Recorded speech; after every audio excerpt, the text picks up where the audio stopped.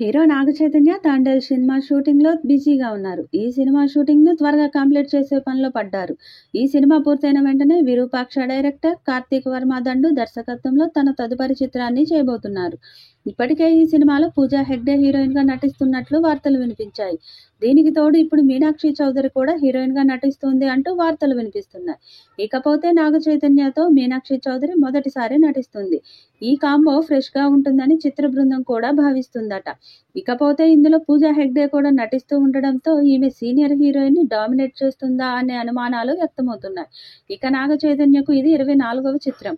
కార్తీక్ దండు చెప్పిన కథ నచ్చడంతో Chaitu green signal ఇచ్చారట. పూజా హెగ్డే హీరోయిన్ గా నటిస్తుంది. ఎస్విసిసి సుకుమార్ రైటింగ్స్ ఈ సినిమాను నిర్మిస్తున్నారు. అంజీష్ లోక్నాథ్ మ్యూజిక్ డైరెక్టర్ గా వ్యవహరిస్తున్నారు.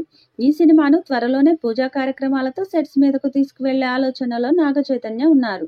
టాలీవుడ్ లో కొన్ని కాంబోలకు మంచి క్రేజ్ నెలకొంటుంది. అలాంటి వారిలో అక్కినేని నాగ చైతన్య పూజా హెగ్డే కాంబో కూడా ఒకటి.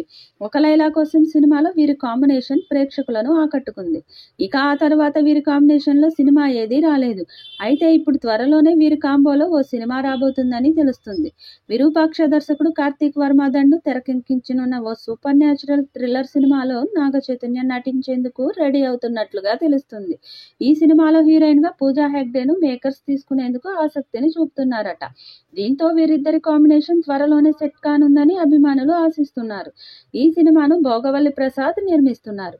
మరి ఈ చిత్రంతో నిజంగానే చైతు పూజా కాంబో ఫిక్స్ అవుతుందా లేదా అనేది చూడాలి.